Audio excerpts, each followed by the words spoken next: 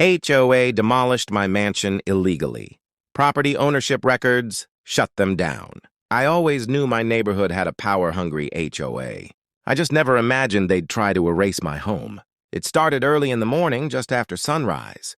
The kind of quiet hour where the neighborhood is still asleep, and even the birds haven't fully woken up yet. Then came the noise. A deep mechanical rumble, metal clanking, engines revving. At first, I thought it was roadwork somewhere nearby, but the sound didn't fade. It got closer, louder, violent. I walked to my window, and that's when my heart dropped. There were bulldozers rolling up my driveway, not near my property. On it, workers in hard hats moved fast, like this had been planned for weeks. Bright orange tape went up. Equipment positioned itself like a firing squad aimed at my mansion. Before I could even get outside, the first wall came down. Concrete cracked. Windows exploded. Dust filled the air.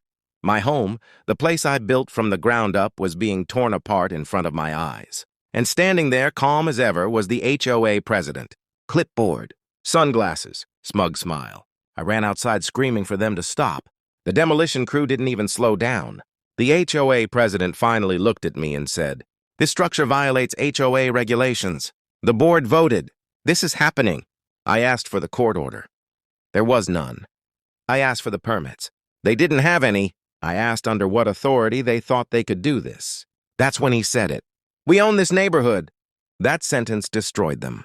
I called the police. When officers arrived, they spoke quietly with the HOA board. I showed them my deed, my permits, my inspection certificates. They nodded sympathetically, then told me it was a civil matter. And while they talked, the demolition continued. Entire rooms collapsed. Roof sections caved in. Decades of work reduced to rubble in less than an hour. That's when I stopped begging and started building a case. I pulled out my phone and documented everything. The machines, the workers, the HOA members directing traffic, the complete lack of posted permits. Then I left.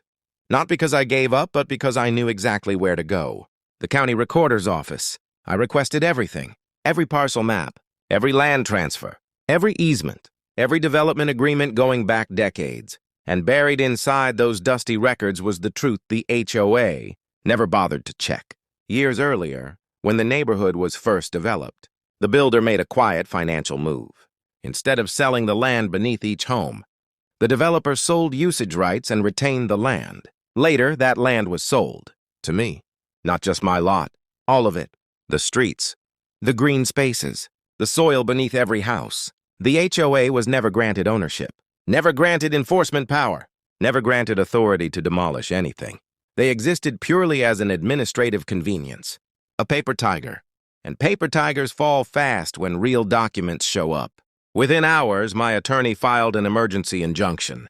The judge reviewed the filings personally, and within 48 hours, everything stopped. HOA accounts frozen, board meetings canceled, emails seized. The demolition site was declared a crime scene. Then came the inspections. County inspectors arrived first. They found 0 demolition permits. State inspectors followed. They cited violations of environmental law, unsafe work practices, and unauthorized destruction. Then insurance investigators arrived. That's when panic set in. The HOA president tried claiming the board acted in good faith. The judge asked a simple question. Did you verify ownership? They hadn't. That one failure turned the entire case. Because demolishing a structure without authority isn't an HOA dispute. It's criminal property destruction. Insurance refused coverage. The HOA's legal team resigned. Board members were told they could be held personally liable. Then the residents found out.